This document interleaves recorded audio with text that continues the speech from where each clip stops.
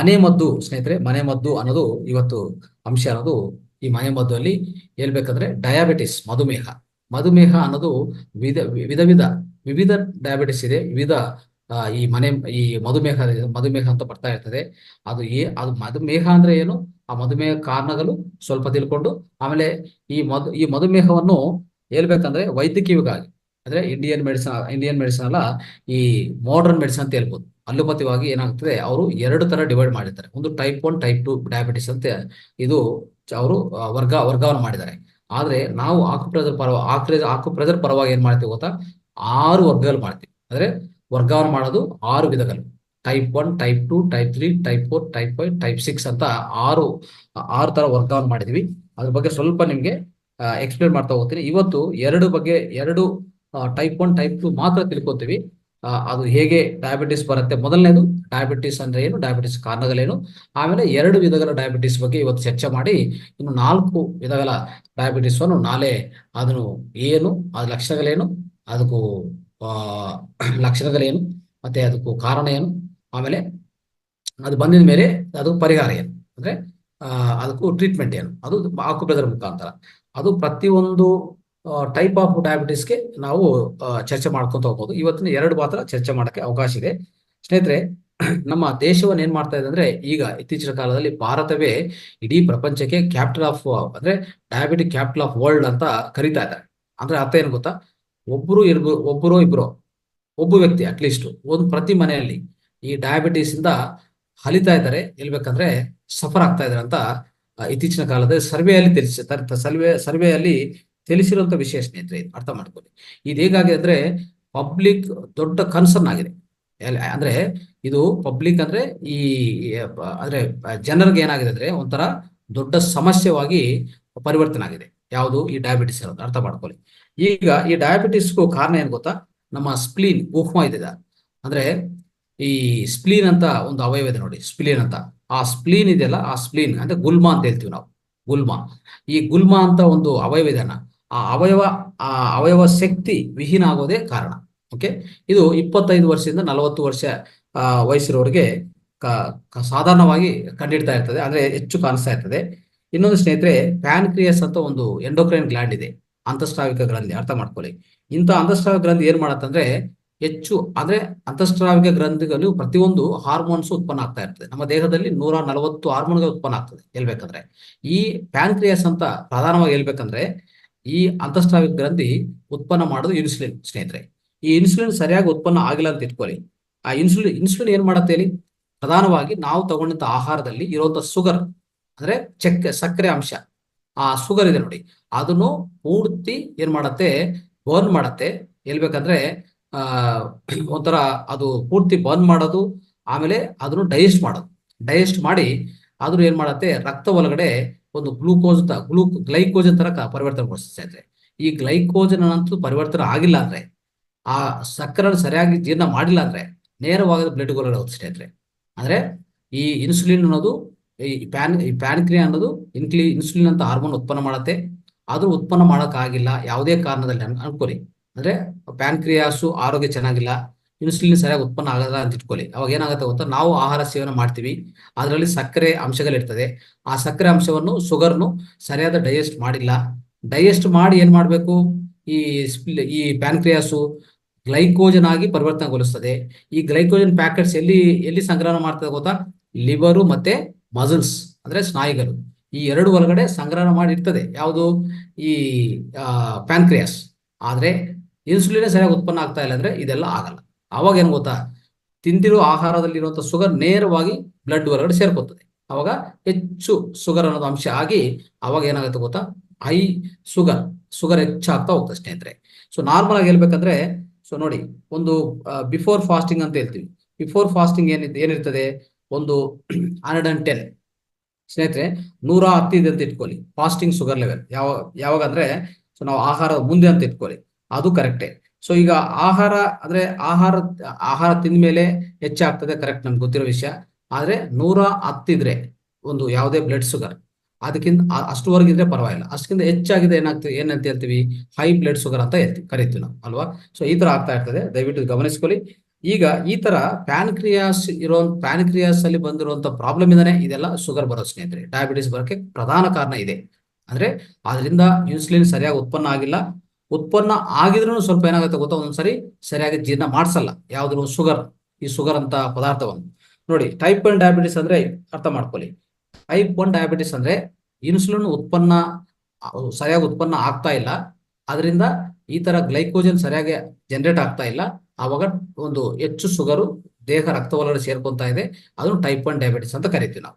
ಇನ್ನೊಂದು type 2 diabetes ಏನಂತ ಗೊತ್ತಾ, ಇನ್ಸುಲಿನ್ ಉತ್ಪನ್ನ ಆಗ್ತಾ ಇದೆ, ಆದ್ರೂ ಏನಾಗುತ್ತೆ ಗೊತ್ತಾ, ಈ ಸಕ್ಕರ ಅಂಶವನ್ನು ಸರಿಯಾಗಿ ಜೀರ್ಣ ಮಾಡಕ್ ಹೋಗ್ತಾ ಇಲ್ಲ, ಗ್ಲೈಕೋಜನ್ ಅಂತ ಪ್ಯಾಕೆಟ್ಸ್ ಉತ್ಪನ್ನ ಆಗ್ತಾ ಇಲ್ಲ, ಯಾವುದು ಇನ್ಸುಲಿನ್ ಉತ್ಪನ್ನ ಆಗಿದ್ರು.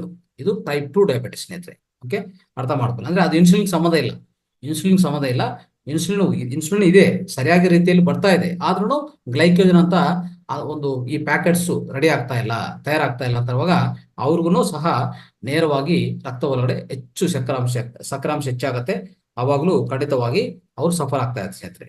ಇನ್ನೊಂದು, ನಾವು ಈ ಆಕ್ಯುಪ್ರೆಷರ್ ಮುಖಾಂತರ ಏನ್ ಮಾಡ್ತೀವಿ ಅಂದ್ರೆ, ನಮ್ಮ ಪ್ಯಾನ್ಕ್ರಿಯಾಸ್ನ ಆಕ್ಟಿವೇಟ್ ಮಾಡೋದು, ಸಕ್ರೆಗೊಳಿಸೋದು, ಸ್ಪ್ಲೀನ್ ಆಕ್ಟಿವೇಟ್ ಮಾಡೋದು, ಲಿವರ್ನ ಆಕ್ಟಿವೇಟ್ ಮಾಡೋದು ಎಲ್ಲ ಮಾಡ್ಕೊಂಡು ಸರಿಯಾದ ರೀತಿಯಲ್ಲಿ ನಮ್ಮ ಶುಗರ್ ಅನ್ನು, ಅಂದ್ರೆ ಈ ಹೆಚ್ಚು ಬ್ಲಡ್ ಶುಗರ್ ಏನಿದೆಯೋ ಅದನ್ನು ನಿಯಂತ್ರಣಗೊಳಿಸೋಕೆ ಪ್ರಯತ್ನ ಮಾಡ್ತೀವಿ. ಆದ್ರೆ ಒಂದು ಗಮನಿಕೆಯಲ್ಲಿದೆ, ಒಂದು ನೋಟಿಸ್ ಇಲ್ಲದ್ರೆ ಪ್ರಿಕಾಷನ್ ಅಂತ ಹೇಳ್ತೀವಿ, ಎಚ್ಚರಿಕೆ.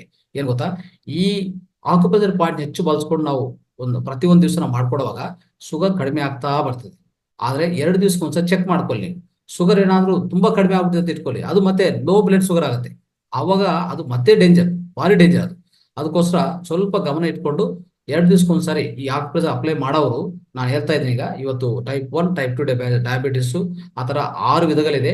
ಆದ್ರೆ ಮಾಡರ್ನ್ ಮೆಡಿಕಲ್ ವಿಧಾನ ಪರವಾಗಿ 2 ಇರೋದು, ಟೈಪ್ 1 ಟೈಪ್ 2 ಅಷ್ಟೇ. ಆದ್ರೆ ಆಕ್ಯುಪ್ರೆಷರ್ ಪರವಾಗಿ ನಾವು ಆರು ಆರು ವಿಧಗಳ ಡಯಾಬಿಟಿಸ್ ನಾವು ಚರ್ಚೆ ಮಾಡ್ತೀವಿ, ಮಧುಮೇಹ. ಯಾಕಂದ್ರೆ ಇಲ್ಲಿ ಏನಾಗುತ್ತೆ ಗೊತ್ತಾ, ಒಂದು ಅವಯವ ಯಾವುದೇ ಒಂದು ಅಂಗ ಸರಿಯಾಗಿ ಕೆಲಸ ಮಾಡಿಲ್ಲ ಅಂದ್ರೆ ಅದರಿಂದ ಒಂದು ಡಯಾಬಿಟಿಸ್ ಬರುತ್ತೆ ಸ್ನೇಹಿತರೆ. ಅಂದ್ರೆ ಅದರಿಂದ ಡಯಾಬಿಟಿಸ್ ಕಾರಣವಾಗುತ್ತೆ. ನೋಡಿ, ಲಿವರ್ ಸರಿಯಾಗಿ ಕೆಲಸ ಮಾಡ್ತಾರೆ, ಸ್ಪ್ಲೀನ್ ಸರಿಯಾಗಿ ಕೆಲಸ ಮಾಡ್ತಾ ಇಲ್ಲ ಅಲ್ವಾ. ಸೊ ಇಂಥ ಯಾವುದೇ ಒಂದು ಪ್ಯಾನ್ಕ್ರಿಯಾಸ್ ಸರಿಯಾಗಿ ಕೆಲಸ ಮಾಡ್ತಾ ಇಲ್ಲ, ಅವೇನ ಏನಾಗುತ್ತೆ, ಖಂಡಿತವಾಗಿ ಡಯಾಬಿಟಿಸ್ ಕಾರಣ ಆಗತ್ತೆ. ಸೊ ಅದಕ್ಕೋಸ್ಕರ 6 ವಿಧಗಳು ನಾವು ಈಗ ಡಿವೈಡ್ ಮಾಡ್ಕೊಂಡಿದ್ವಿ. 6 ವಿಧಗಳಲ್ಲಿ 2 ವಿಧಗಳು ಇವತ್ತು ಚರ್ಚೆ ಮಾಡ್ಕೊತೀವಿ. ಆದ್ರೆ ಯಾವುದೇ ಆಕ್ಯುಪ್ರೆಷರ್ ಅಪ್ಲೈ ಮಾಡಿದ್ರೆ ದಯವಿಟ್ಟು 2 ದಿವಸಕ್ಕೆ ಒಂದ್ಸರಿ ಮತ್ತೆ ಚೆಕ್ ಮಾಡ್ಕೊಳ್ಳಿ. ನಿಮ್ ಬ್ಲಡ್ ಶುಗರ್ ತುಂಬಾ ಕಡಿಮೆ ಆಗಬಾರ್ದು. ತುಂಬಾ ಕಡಿಮೆ ಆದ್ರೆ ಅದನ್ನ ಹೆಚ್ಚು ಮಾಡ್ಕೊಳಕ್ಕೆ ಯಾವುದೋ ಒಂದು ಸ್ವೀಟು ಯಾವುದೋ ಸ್ವಲ್ಪ ತಿಂದ್ರೆ ಖಂಡಿತವಾಗಿ ಹೆಚ್ಚಾಗತ್ತೆ, ಅದು ಒಳ್ಳೇದು. ಇಲ್ಲಾಂದ್ರೆ ತುಂಬಾ ಕಡಿಮೆ ಆಗ್ಬಿಟ್ರೆ ಲೋ ಬ್ಲಡ್ ಶುಗರ್ ಆಗಿ ಮತ್ತೆ ಏನಾಗತ್ತೆ, ಅದು ಡೇಂಜರ್, ಅಂದ್ರೆ ತುಂಬಾ ಡೇಂಜರ್ ಅಂತ ಹೇಳ್ಬೋದು ಸ್ನೇಹಿತರೆ. ಅದು ಅರ್ಥ ಮಾಡ್ಕೊಂಡು ದಯವಿಟ್ಟು ಇದು ಮಾಡ್ಕೊಳ್ಳಿ. ಸೊ ನೋಡಿ, ಈಗ 6 ವಿಧಗಳು ಏನು ಗೊತ್ತಾ. ಮೊದಲನೇ ವಿಧ ಟೈಪ್ 1 ಡಯಾಬಿಟಿಸ್, ಈ ಗುಲ್ಮ ಸರಿಯಾಗಿ ಕೆಲಸ ಮಾಡಿದ್ರೆ ಒಂದು ಬರುತ್ತೆ ಸ್ನೇಹಿತರೆ. ಟೈಪ್ 2 ಲಿವರ್ ಇಂದ ಬಂದಿರುವಂತ ಡಯಾಬಿಟಿಸ್. ಮೂರನೇದು ಸಣ್ಣ ಕರ್ಲು ಸರಿಯಾಗಿ ಕೆಲಸ ಮಾಡಿಲ್ಲ ಅಂದ್ರೆ ಟೈಪ್ 3 ಡಯಾಬಿಟಿಸ್. ಕಿಡ್ನಿ ಸರಿಯಾಗಿ ಕೆಲಸ ಮಾಡಿದ್ರೆ ಟೈಪ್ 4 ಡಯಾಬಿಟಿಸ್. ಮತ್ತೆ ಯೂರಿನ್ ಬ್ಲಾಡರ್ ಅಂದ್ರೆ ಮೂತ್ರಕೋಶ ಅದು ಸರಿಯಾಗಿ ಕೆಲಸ ಮಾಡಿಲ್ಲ ಅಂದ್ರೆ ಟೈಪ್ 5 ಡಯಾಬಿಟಿಸ್. ಲಂಗ್ಸ್ ಸರಿಯಾಗಿ ಕೆಲಸ ಮಾಡಿದ್ರೆ ಟೈಪ್ 6 ಡಯಾಬಿಟಿಸ್. ಇದು 6 ವಿಧಗಳ ಡಯಾಬಿಟಿಸ್ ಸ್ನೇಹಿತರೆ. ಓಕೆ, ಇದರಲ್ಲಿ ಮೊದಲನೇ ಡಯಾಬಿಟಿಸ್ ಏನ್ ಗೊತ್ತಾ, ವೀಕ್ನೆಸ್ ಆಫ್ ದಿ ಸ್ಪ್ಲೀನ್. ಅಂದ್ರೆ ಏನಾಗುತ್ತೆ, ಈ ಗುಲ್ಮ ಸರಿಯಾಗಿ ಕೆಲಸ ಮಾಡಿಲ್ಲ, ಅದು ಶಕ್ತಿ ವಿಹೀನ ಆಗಿದೆ ಅಂದ್ರೆ ಬರುವಂತ ಡಯಾಬಿಟಿಸ್ ಇದೆ. ಅಂದ್ರೆ ಅವಾಗ ರಕ್ತ ಒಳಗಡೆ ಹೆಚ್ಚಾಗ್ತಾ ಇರೋಂತ ಈ ಗ್ಲೂಕೋಸ್ ಇದೆಲ್ಲ, ಈ ಸಕ್ಕರೆ ಅಂಶನು, ಅದನ್ನು ಹೈ ಬ್ಲಡ್ ಶುಗರ್ ಅಂತ ಹೇಳ್ತೀವಲ್ಲ, ಅದನ್ನು ನಿಯಂತ್ರಣ ಮಾಡಕ್ಕೆ ಏನಂದ್ರೆ ಈ ಪದ್ಧತಿ ಅಂದ್ರೆ ನಾವು ಹೇಳ್ತಾ ಇರುವಂತ ಒಂದು ಚಿಕಿತ್ಸೆ ವಿಧಾನ ಫಾಲೋ ಮಾಡೋದು. ಮೊದಲನೇದು ಟೈಪ್ 1 ಗುಲ್ಮ ಶಕ್ತಿ ವಿಹೀನ ಆಗಿದ್ದಕ್ಕೆ ಬರೋದು. ಓಕೆ, ಅದು ವೀಕ್ನೆಸ್ ಆಫ್ ದಿ ಸ್ಪ್ಲೀನ್. ಏನು ನಿಮ್ಗೆ ಲಕ್ಷಣಗಳು ಕಾಣಿಸ್ತಾ ಗೊತ್ತಾ ನಿಮ್ಮ ದೇಹದಲ್ಲಿ ಅದು ಬರುವಾಗ, ಇಂಥ ಡಯಾಬಿಟಿಸ್ ಬಂದ್ರೆ ಅವಾಗ ನಿಮ್ಗೆ ಹೆಚ್ಚು ಬಾಯಾರಿಕೆ ಆಗ್ತಾ ಇರ್ತದೆ, ತುಂಬಾ ಬಾಯಾರಿಕೆ ಆಗ್ತಾ ಇರ್ತದೆ. ನೋಡಿ, ಅವಾಗ ಖಂಡಿತವಾಗಿ ಈ ಗುಲ್ಮ ಅನ್ನೋದು ವಿಹೀನ ಆಗಿದೆ, ಅದರಿಂದ ಬಂದಿರುವಂತ ಡಯಾಬಿಟಿಸ್ ಅಂತ ಅರ್ಥ ಮಾಡ್ಬೋದು ಸ್ನೇಹಿತರೆ. ಆಮೇಲೆ ಇದಕ್ಕೂ ಹೇಗೆ ಆಗ್ತದೆ, ಕಾರಣ ಏನು ಈ ತರ ಆಗಕ್ಕೆ ಅಂದ್ರೆ, ಈ ಗುಲ್ಮ ಎನರ್ಜಿ ಇದೆಲ್ಲ, ಗುಲ್ಮಕ್ಕಿರುವಂತ ಶಕ್ತಿ, ಆ ಶಕ್ತಿ ವಿಹೀನ ಆಗಿರ್ತದೆ. ನೋಡಿ, ನಮ್ಮ ದೇಹದಲ್ಲಿ ಯಾವುದೇ ಬಾಯಾರಿಕೆ ಆಗ್ತಾ ಇದೆ ಅಂದ್ರೆ ಈ ಸ್ಪ್ಲೀನ್, ಗುಲ್ಮ ಅಂತ ಒಂದು ಯಾವ ಅವಯವ ಇದೆಯೋ ಆ ಅವಯವೇ ಕಾರಣ ಸ್ನೇಹಿತರೆ. ಆ ಅವಯವ ಮಾತ್ರ ಕಾರಣ. ನಮ್ಗೆ ಥರ್ಸ್ಟ್ ಆಗ್ತಾ ಇದೆ, ಬಾಯಾರಿಕೆ ಆಗ್ತಾ ಇದೆ, ಬಾಯಾರಿಕೆ ಅಂತ ಆ ಫೀಲಿಂಗ್ ಬರ್ಬೇಕಂದ್ರೂ ಈ ಗುಲ್ಮದಿಂದನೇ ಬರ್ಬೇಕು. ಮತ್ತೆ ಆದ್ರೂ ಆರೋಗ್ಯವನ್ನೇ ಉಂಟಾಗಿದೆ, ಅದು ಆರೋಗ್ಯವನ್ನೇ ಚೆನ್ನಾಗಿಲ್ಲ, ಅದಕ್ಕಿರೋದ ಶಕ್ತಿ ವಿಹೀನ ಆಗಿದೆ ಅಂದ್ರೆ ಖಂಡಿತವಾಗಿ ಬರುತ್ತೆ. ಸೊ ಇಂಥ ಇಂಥ ಇಂಥ ಲಕ್ಷಣಗಳು ಇಂಥ ವ್ಯಾಧಿ ಬಂದ್ರೆ ಸ್ನೇಹಿತರೆ ಈ ಕಾರಣಗಳಿಂದ ಬರುತ್ತೆ ಅಂತ ಅರ್ಥ ಮಾಡ್ಕೊಳ್ಳಿ. ಸೊ ಯಾವುದೇ ರೀತಿಯಲ್ಲಿ ಈ ಗುಲ್ಮಗಿರುವಂತ ಶಕ್ತಿಯನ್ನು ನಾವು ಕಾಪಾಡಬೇಕಾಗತ್ತೆ. ಆವಾಗ ಈ ರೋಗದಿಂದ ನಾವು ದೂರ ಹೋಗ್ಬೋದು ಸ್ನೇಹಿತರೆ. ಈಗ ಇದನ್ನ ಆಕ್ಟಿವೇಟ್ ಮಾಡಕ್ಕೆ ಏನು ಪಾಯಿಂಟ್ಗಳಿದೆ ನೋಡ್ಕೊಳ್ಳಿ ಸ್ನೇಹಿತರೆ, ನಾನು ಹೇಳ್ತೀನಿ. ಸೊ ದಯವಿಟ್ಟು ಇದು ಆಕುಪ್ರದರ್ ಟ್ರೀಟ್ಮೆಂಟ್ ಹೇಗೆ ಮಾಡ್ಕೋಬೇಕು ಇಂಥ ಗುಲ್ಮದಿಂದ ಬಂದಿರುವಂತ ಡಯಾಬಿಟಿಸ್ಗೆ ಅಂತ ನೋಡ್ಕೊಳ್ಳಿ. ಮೊದಲನೇ ಪಾಯಿಂಟ್ ಸ್ನೇಹಿತರೆ, ಇಲ್ಲಿ ಈ ಹಸ್ತದಲ್ಲಿ ಯಾವ್ದು ಎರಡು ಕೈಯಲ್ಲಿ ನೋಡ್ಕೋಬಹುದು ನೀವು. ಎರಡು ಕೈಯಲ್ಲಿ ಮೊದಲನೇದು ಪ್ಯಾನ್ಕ್ರಿಯಾಸ್ ಪಾಯಿಂಟ್. ಪ್ಯಾನ್ಕ್ರಿಯಾಸ್ ಪಾಯಿಂಟ್ ಅಂದ್ರೆ ಇಲ್ಲೊಂದು ಪಾಯಿಂಟ್ ಇದೆ, ಪ್ಯಾನ್ಕ್ರಿಯಾಸ್ ಪಾಯಿಂಟ್. ಆಮೇಲೆ ಕಿಡ್ನಿ ಪಾಯಿಂಟ್ ಸೆಂಟ್ರಲ್ ಇದೆ, ಸೆಂಟ್ರಲ್ ಇರೋದು ಕಿಡ್ನಿ ಪಾಯಿಂಟ್. ಆಮೇಲೆ ಕೊನೆಯದಾಗಿ ಸ್ಪ್ಲೀನ್ ಪಾಯಿಂಟ್, ಇಲ್ಲಿ ಸ್ಪ್ಲೀನ್ ಪಾಯಿಂಟ್. ಇದು ಈ ಎಡಗೈಲಿರುವಂತಹ ಹಸ್ತದಲ್ಲಿರೋದು ಸ್ಪ್ಲೀನ್ ಪಾಯಿಂಟ್. ಅದೇ ಬಲಗೈಗೆ ಹೋದ್ರೆ ಇಲ್ಲಿ ಗಾಲ್ ಬ್ಲಾಡರ್ ಪಾಯಿಂಟ್ ಅಂತ ಇರುತ್ತೆ, ಅದನ್ನು ಪ್ರೆಸ್ ಮಾಡಬೇಕಾಗುತ್ತೆ. ಗಾಲ್ ಬ್ಲಾಡರ್ ಈ ಬಲಗೈಯಲ್ಲಿ, ಎಡಗೈಯಲ್ಲಿ ಮಾತ್ರ ಎಡಗೈಲಿ ಬಡಗೈಲಿ ಎರಡೂ ಇರುವಂತಹ ಪಾಯಿಂಟ್ಸ್ ಏನಂದ್ರೆ ಇದು ಪ್ಯಾನ್ಕ್ರಿಯಾಸ್ ಪಾಯಿಂಟ್, ಇಲ್ಲಿರುವಂತ ಕಿಡ್ನಿ ಪಾಯಿಂಟ್, ಇನ್ನು ಕೊನೆಯದಾಗಿರುವಂಥದ್ದು ಇಲ್ಲಿರೋದು ಸ್ಪ್ಲೀನ್ ಪಾಯಿಂಟ್ ಇಲ್ಲಿರೋದು. ಈ 3 ಪಾಯಿಂಟ್ಗಳು ಸರಿಯಾದ ರೀತಿಯಲ್ಲಿ ಪ್ರೆಸ್ ಮಾಡಬೇಕಾಗುತ್ತೆ ಪ್ರತಿ ದಿವಸ ಸ್ನೇಹಿತರೆ. ಈ 3 ಪಾಯಿಂಟ್ಗಳು ಸರಿಯಾದ ರೀತಿಯಲ್ಲಿ ನೀವು ಆಕ್ಯುಪ್ರೆಷರ್ ಅಪ್ಲೈ ಮಾಡಿದ್ರೆ ಈ ಟೈಪ್ 1 ಡಯಾಬಿಟಿಸ್ ನಾವು ಅನ್ಕೊಂಡಿದೀವೋ ಮಧುಮೇಹದಿಂದ ಆಚೆ ಕಡೆ ಬರುವಂತ ಅವಕಾಶ ಅದ್ಭುತವಾಗಿದೆ. ಅದ್ರ ಜೊತೆಗೆ ಅಂದ್ರೆ ಪಾದದಲ್ಲಿ ಹೆಬ್ಬೆರ್ಲಿದೆಲ್ಲ, ಇದು ಹೆಬ್ಬೆರ್ಲ್ ಅಂತ ಇಟ್ಕೊಳ್ಳಿ. ಇಲ್ಲೊಂದು ಪಾಯಿಂಟ್ ಸಿಗುತ್ತೆ. ಈ 2 ಪಾಯಿಂಟ್ ನಾವು ಸಕ್ರಿಯಗೊಳಿಸ್ಕೋಬೇಕು ಸ್ನೇಹಿತರೆ. ಅದನ್ನು ಬಹಳ ಇಂಪಾರ್ಟೆಂಟ್ ಆಗುತ್ತೆ. ಅದೊಂದು ಎರಡನೇ ವಿಧಾನ. ಅಂದ್ರೆ ಈ 2 ಸ್ಟೆಪ್ಸ್ ಅಲ್ಲಿ, 2 ಹಂತದಲ್ಲಿ ನಾವು ಈ ಟೈಪ್ 1 ಡಯಾಬಿಟಿಸ್ ಏನಿದೆಯೋ ಇದನ್ನು ಹೋಗಲಾಡಿಸಬಹುದು. ಸೊ ದಯವಿಟ್ಟು ನಿಮಗೆ ಚಿತ್ರ ಬರುತ್ತೆ PDF ಬರುವಾಗ, ದಯವಿಟ್ಟು ಅಲ್ಲಿ ಗಮನಿಸಿಕೊಳ್ಳಿ, ನಿಮಗೆ ಅರ್ಥ ಆಗುತ್ತೆ ಸ್ನೇಹಿತರೆ. ಈಗ ಎರಡನೇ ಟೈಪ್ 2 ಡಯಾಬಿಟಿಸ್ ಯಾವ್ದಿಂದ ಬರುತ್ತೆ? ಅದು ಲಿವರ್ ವೀಕ್ ಆಗವ ಸ್ನೇಹಿತರೆ. ಲಿವರ್ ಶಕ್ತಿ, ಈ ಯಕೃತ್ ಇದೆಲ್ಲ, ಯಕೃತ್ ಶಕ್ತಿ ಕಡಿಮೆ ಆಗಿದ್ರೆ, ಆ ಶಕ್ತಿ ವಿಹೀನ ಆಗಿದ್ರೆ ಅವಾಗ ಬರುವಂಥದ್ದು ಇದೊಂದು ಡಯಾಬಿಟಿಸ್. ಇದು ಟೈಪ್ 2 ಅನ್ನೋದು ದಯವಿಟ್ಟು ಅರ್ಥ ಮಾಡ್ಕೊಳ್ಳಿ. ಟೈಪ್ 2 ಬಂದ್ರೆ ಏನಾಗುತ್ತೆ ಗೊತ್ತಾ? ಬಾಡಿಯಲ್ಲಿ ಹೆಚ್ಚು ಪೇನ್ಸ್, ಎಲ್ಲ ಸ್ನಾಯುಗಳು ಪೇನ್ಸ್, ಇಡೀ ಶರೀರವೇ ಒಂಥರ ನೋವುಗಳು ಬರ್ತಾ ಇರ್ತದೆ ನೋಡಿ.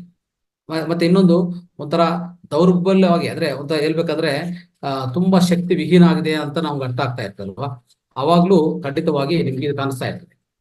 ಒಂಥರ ಬಳಲಿಕೆ ಅಂತ ಹೇಳ್ತೀವಲ್ಲ, ಈ ಬಳಲಿಕೆ, ದೇಹ ಮತ್ತು ಸ್ನಾಯು ಈ 2 ನೋವುಗಳು, ಹೆಚ್ಚು ನೋವುಗಳು, ಅದು ಸಿಂಪ್ಟಮ್ಸ್. ಏನ್ ಸಿಂಪ್ಟಮ್ಸ್? ಈ ಲಿವರ್ ವೀಕ್ ಆಗಿದೆ, ಲಿವರ್ ಇಂದ ಬಂದಿರುವಂತ ಡಯಾಬಿಟಿಸ್ ಅಂತ ಅರ್ಥ ಮಾಡ್ಕೊಳ್ಳಿ. ಇದಕ್ಕೆ ರೀಸನ್ ಏನು, ಇದು ಕಾರಣ ಏನು? ಈಗಾಗಲೇ ಹೇಳಿದ್ದೀನಿ ನಾನು. ಏನಂತಂದ್ರೆ ನಿಮ್ಮ ದೇಹದಲ್ಲಿ ಇನ್ಸುಲಿನ್ ಅಂತ ಹಾರ್ಮೋನ್, ಈ ಇನ್ಸುಲಿನ್ ಅಂತ ಹಾರ್ಮೋನು ಏನಾಗ್ತಾ ಇದೆ, ನಾವು ತಿರುವಂತ ಆಹಾರದಲ್ಲಿರುವಂತ ಶುಗರ್ನು ಸರಿಯಾದ ರೀತಿಯಲ್ಲಿ ಅದನ್ನು ಗ್ಲೈಕೋಜನ್ ಆಗಿ ಪರಿವರ್ತನೆಗೊಳಿಸ್ತಾ ಇಲ್ಲ. ಏನಾಗ್ತಾ ಇದೆ ಗೊತ್ತಾ? ಈ ಗ್ಲೈಕೋಜನ್ ಸ್ನೇಹಿತರೆ, ನಮ್ಮ ಸ್ನಾಯುಗಳಿಗೆ, ಲಿವರ್ಗೆ ಶಕ್ತಿ ಯಾವ್ದು ಗೊತ್ತಾ? Glycogen packets. ನೋಡಿ, ಗ್ಲೈಕೋಜನ್ ಪ್ಯಾಕೆಟ್ಸ್ ಅನ್ನೋದು ನಮ್ಮ ಸ್ನಾಯುಗಳಿಗೆ ಮತ್ತೆ ಲಿವರ್ಗೆ ಶಕ್ತಿ. ಅದು ಯಾರು ಮಾಡೋದು? ಸ್ಪ್ಲೀನ್. ಇದೆಲ್ಲ ಈಗಾಗಲೇ ಹೇಳಿದಲ್ಲ, ಈ ಸ್ಪ್ಲೀನ್ ಅಂತ ಇದೆ ನೋಡಿ. ಈ ಸ್ಪ್ಲೀನ್ ಪ್ಯಾನ್ಕ್ರಿಯಾಸ್ ಇದೆ ನೋಡಿ. ಅದರಿಂದ ಬರುವಂತ ಇನ್ಸುಲಿನ್ ಇದೆ ನೋಡಿ, ಇನ್ಸುಲಿನ್ ಅದೇನ್ ಮಾಡುತ್ತೆ? ನೇರವಾಗಿ ನಿಮ್ಮ ಆಹಾರದಲ್ಲಿರುವಂತ ಶುಗರ್ನು ನೇರವಾಗಿ ಈ ಗ್ಲೈಕೋಜನ್ ಪ್ಯಾಕೆಟ್ಸ್ ಆಗಿ ಪರಿವರ್ತನೆಗೊಳಿಸಿ ಅದು ತಗೊಂಡೋಗಿ ಎಲ್ಲಿ ಡಿಪಾಸಿಟ್ ಮಾಡುತ್ತೆ ಗೊತ್ತಾ? ಲಿವರ್ ಹತ್ರ, ಎಲ್ಲ ಸ್ನಾಯುಗಳು, ನಮ್ಮ ದೇಹದಲ್ಲಿ ಸ್ನಾಯುಗಳಲ್ಲಿ. ಆವಾಗಲೇ ಸ್ನಾಯುಗಳು ಆರೋಗ್ಯವಾಗಿರುತ್ತೆ, ಈ ನೋವುಗಳು ಬರಲ್ಲ, ಚೆನ್ನಾಗಿರ್ತದೆ ಆರೋಗ್ಯ. ಇದನ್ನು ಯಾವಾಗ ಇದು ಆಗಲ್ಲೋ ನಮ್ಮ ದೇಹದಲ್ಲಿ, ಆವಾಗ ನಿಮ್ಗೆ ಈ ಟೈಪ್ 2 ಡಯಾಬಿಟಿಸ್ ಅಲ್ಲಿ ಈ ಲಿವರ್ ವೀಕ್ ಆಗಿ ನೋಡಿ, ಈ ಗ್ಲೈಕೋಜನ್ ಪ್ಯಾಕೆಟ್ಸ್ ಲಿವರ್ ಅಲ್ಲಿ ಇಲ್ಲ ಅಂತ ಇಟ್ಕೊಳ್ಳಿ. ಲಿವರ್ ಏನಾಗುತ್ತೆ ಅವಾಗ? ವೀಕ್ ಆಗತ್ತಲ್ಲ. ವೀಕ್ ಆಗಿದ್ರೆ ಏನಾಗುತ್ತೆ? ವೀಕ್ ಆಗಿದ ತಕ್ಷಣ ಲಿವರ್ ಯಾವಾಗ ವೀಕ್ ಆಗತ್ತೋ ನೇರವಾಗಿ ನಿಮ್ಮ ಮಸಲ್ಸ್ ಪೇನ್ ಸ್ಟಾರ್ಟ್ ಆಗತ್ತೆ, ಸ್ನಾಯುಗಳ ಪೇನ್ ಸ್ಟಾರ್ಟ್ ಆಗತ್ತೆ ಹೆಚ್ಚಾಗಿ. ಅರ್ಥ ಮಾಡ್ಕೊಳ್ಳಿ. ಅಂದ್ರೆ ಲಿವರ್ ಎನರ್ಜಿ ಕಡಿಮೆ ಆದ್ರೆ ಏನಾಗತ್ತೆ? ಖಂಡಿತವಾಗಿ ನಿಮ್ಮ ದೇಹದಲ್ಲಿ ವೀಕ್ನೆಸ್ ಅಂತ ಬರುತ್ತೆ ಒಂದು. ಎರಡನೇದು, ನಿಮ್ಮ ಸ್ನಾಯುಗಳು ಹೆಚ್ಚು ನೋವು ಬರ್ತಾ ಇರ್ತದೆ ನೋಡ್ಕೊಳ್ಳಿ. ಇದು ಕಾರಣ. ಇದು ಒಂದು ಡಯಾಬಿಟಿಸ್ ಲಕ್ಷಣ ಅಂತ ಹೇಳ್ಬೋದು ಸ್ನೇಹಿತರೆ. ಅದಕ್ಕೋಸ್ಕರ ಸೊ ನಮ್ಮ ದೇಹದಲ್ಲಿ ಯಾವುದೇ ಲಿವರ್ ವೀಕ್ನೆಸ್ ಇದ್ರೆ ನಮ್ಮ ಸ್ನಾಯುಗಳ ಆರೋಗ್ಯ ಕೆಟ್ಟು ಹೋಗ್ತದೆ. ಅರ್ಥ ಮಾಡ್ಕೊಳ್ಳಿ, ಸ್ನಾಯುಗಳ ಆರೋಗ್ಯ ಕೆಟ್ಟು ಹೋಗ್ತದೆ, ಅವಾಗ ಹೆಚ್ಚು ನೋವುಗಳು ನಮ್ಗೆ ಕಾಣಿಸ್ತಾ ಇರ್ತದೆ ಅಂತ ಹೇಳ್ತಾ ಸ್ನೇಹಿತರೆ. ಸೊ ಇಂಥ ಡಯಾಬಿಟಿಸ್ ನಾವು ಹೋಗಲಾಡಿಸ್ಬೇಕಂದ್ರೆ ಏನ್ ಮಾಡ್ಬೇಕಂದ್ರೆ ಸೇಮ್ ಸ್ನೇಹಿತರೆ, ಈಗ ಹೇಳಿದ್ವಲ್ಲ, ಇಲ್ಲಿ ಪ್ಯಾನ್ಕ್ರಿಯಾಸ್ ಪಾಯಿಂಟು, ಕಿಡ್ನಿ ಪಾಯಿಂಟು, ಮತ್ತೆ ಸ್ಪ್ಲೀನ್ ಪಾಯಿಂಟು, ಇದರಲ್ಲಿ ಗ್ಯಾಲ್ ಬ್ಲಾಡರ್ ಪಾಯಿಂಟು, ಈ ಎಲ್ಲಾ 4 ಪಾಯಿಂಟ್ಗಳನ್ನು ಸರಿಯಾಗಿ ಆಕ್ಟಿವೇಟ್ ಮಾಡ್ಕೊಳ್ಳಿ, ಸಕ್ರಿಯಗೊಳಿಸ್ಕೊಳ್ಳಿ ಒಂದು. ಆಮೇಲೆ ಈಗ ಪಾದದಲ್ಲಿ ಏನ್ ಮಾಡ್ಬೇಕು ಗೊತ್ತಾ? ಪಾದದಲ್ಲಿ ಈಗ ಚಿತ್ರ ಕಲಿಸ್ತೀನಿ. ಅಲ್ಲಿ ನಿಮಗೆ 3 ಪಾಯಿಂಟ್ ಸಿಗುತ್ತೆ ಸ್ನೇಹಿತರೆ. ಸ್ಪ್ಲೀನ್ 1 ಪಾಯಿಂಟ್, ಗುಲ್ಮ 1 ಪಾಯಿಂಟ್, ಯಕೃತ್ 1 ಪಾಯಿಂಟ್, ಯಕೃತ್ 3 ಪಾಯಿಂಟ್ ಅಂತ ಈ ಮೂರಿದೆ. ಅದು ನಿಮಗೆ ಚಿತ್ರ ಕಲಿಸಿದ ಮೇಲೆ ಗೊತ್ತಾಗುತ್ತೆ. ಆ 3 ಪಾಯಿಂಟ್ ಅನ್ನು ಪ್ರತಿ ದಿವಸ ಸಕ್ರಿಯಗೊಳಿಸ್ಕೊಳ್ಳಿ. ಅವಾಗ ನಿಮಗೆ ಈ ಲಿವರ್ ವೀಕ್ನೆಸ್ ಇಂದ ಬಂದಿರುವಂತ ಈ ಡಯಾಬಿಟಿಸ್ ಅನ್ನು ನೀಟಾಗಿ ಒಂದು ಈಸಿಯಾಗಿ ಅಂದ್ರೆ ಸುಲಭವಾಗಿ ನೀವು ಹೋಗಲಾಡಿಸಬಹುದು ಅಂತ ಹೇಳ್ತಾ ಸ್ನೇಹಿತರೆ, ಇಂದಿನ ಕಾರ್ಯಕ್ರಮದಲ್ಲಿ ಈ ಎರಡು, ಈ ಟೈಪ್ 1, ಟೈಪ್ 1 ಬಂದು ಈ ಗುಲ್ಮದಿಂದ ಬಂದಿರುವಂತ ಡಯಾಬಿಟಿಸ್, ಟೈಪ್ 2 ಬಂದು ಈ ಲಿವರ್ ವೀಕ್ನೆಸ್ ಇಂದ ಬಂದಿರುವಂತ ಡಯಾಬಿಟಿಸ್ ಅಂತ ಮಧುಮೇಹವನ್ನು ಹೋಗಲಾಡಿಸೋದು ವಿಧಾನ ನಾವು ತಿಳ್ಕೊಂಡಿದ್ವಿ ಸ್ನೇಹಿತರೆ. ಇಷ್ಟೆಲ್ಲ ನೀವೆಲ್ಲ ಕೇಳಿಸ್ಕೊಂಡಿದ್ದಕ್ಕೂ ಎಲ್ಲರಿಗೂ ನಾನು ಧನ್ಯವಾದಗಳು. ನಮಸ್ತೆ.